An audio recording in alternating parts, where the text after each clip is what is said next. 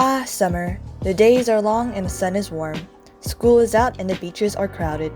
It's time for road trips, eating watermelon on the sand, and finally doing the things you've been putting off all year. I spent so many summers where I just sat around on my phone because I had nothing to do, and when this happens, I start to feel gross and lazy. That's why I made this video with tips and tricks to help you have a more productive summer. Let's get a lot of work done, but still have fun.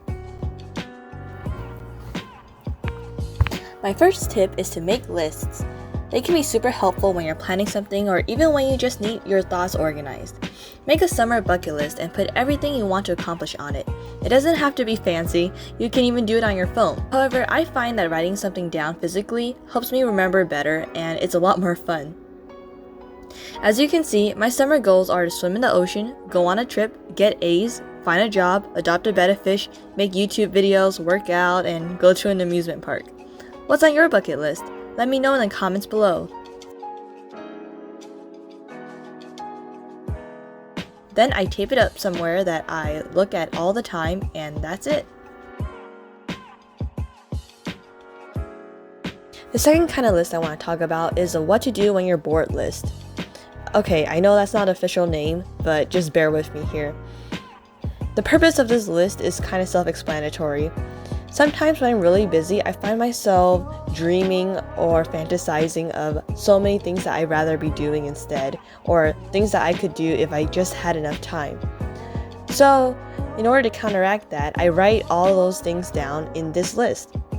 Therefore, when I'm bored and I don't know what to do next, I have a list of the things that I wanted to do. I really recommend making a list like this if you have a lot of free time and you don't know what to do with it, which happens pretty often in the summer. The second tip that I have for you guys is to invest in your health. Make sure you're eating enough fruit and vegetables and doing something active every day. Think about all the hours you spend watching YouTube or TikTok. Why not spend just 30 minutes of that time on exercise? I personally like running, but for you this could mean going to the gym or going on a walk, or even playing Just Dance or Wii Sports. It's definitely really hard to hold yourself accountable every day, and it's something I'm working on myself, so I like to use the step tracker on my phone to make sure I'm reaching my step goal. And I also like downloading apps to stay fit. Two that I've used is the Blogilates app, where I do a lot of at-home workouts, and Strava, which is mainly a cardio app that you can share your runs with your friends.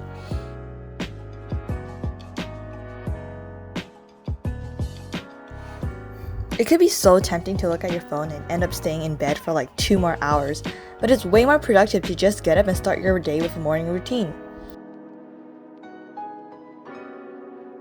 Something you can do to prevent morning screen time is to get moving. I like making a cup of coffee, or matcha in this case, every morning to really wake myself up.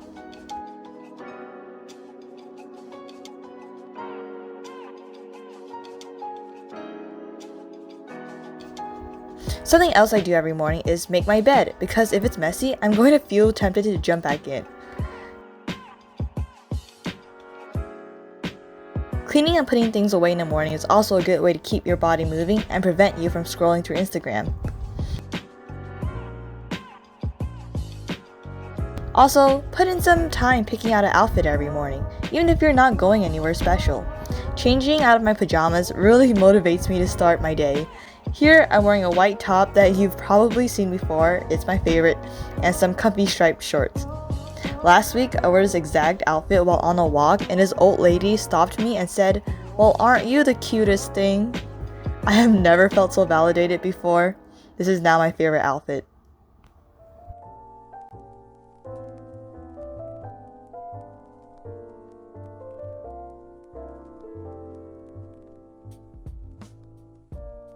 My fourth tip is pretty simple, and that's to leave the house. Yes, I know it's hard, especially after a year of COVID, but we have to regain our social skills somehow. Also, everything is so warm and beautiful in the summer. Go on a walk, admire the flowers, watch the squirrels, enjoy yourself. Unfortunately, grad school doesn't seem to have a summer break or any kind of break at all. Here I'm at the public library, which I haven't been to since I was a kid. It was really surprisingly nice to study here. It's a big change from doing work at home. But yeah, it's been really challenging watching everyone go to Hawaii while I'm working on yet another essay. So if you're going through this too, I totally feel you. If you don't have anywhere else to go, or if you'd prefer to stay at home, try rearranging your study space. Here, I'm adding plants to my desk, and it's kind of nice to know you're not the only living thing in your room. Anyway, I feel like plants really brighten up the space and really makes me happy while I'm working.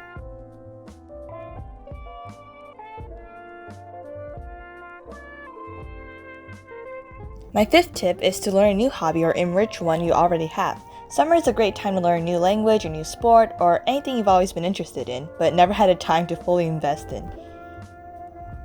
This summer, I'm learning how to play Yu-Gi-Oh! Okay, or I'm trying to. Bailey has played Yu-Gi-Oh! For years, and he's really good. He even does competitions, and he judges too. It is actually a really hard game to get good at. A current hobby that I'm trying to get better at is just taking care of my plants in my room. I have a goal covering this entire room with plants one day, and I really want to get into aquatic plants so I can put them in my betta fish tank when I get a betta fish. Whatever your hobby is, make sure you create a list of goals to keep yourself on track and motivated. The last most important tip I can give for you this summer is to make sure you carve out some time out of your busy schedule for yourself. Spend some time doing things that you love to do, even if it means you aren't being productive. Don't be like me and stress over not having anything to stress about, because it's not a waste of time if you're having fun. Okay, stay awesome and you got this. See you next time.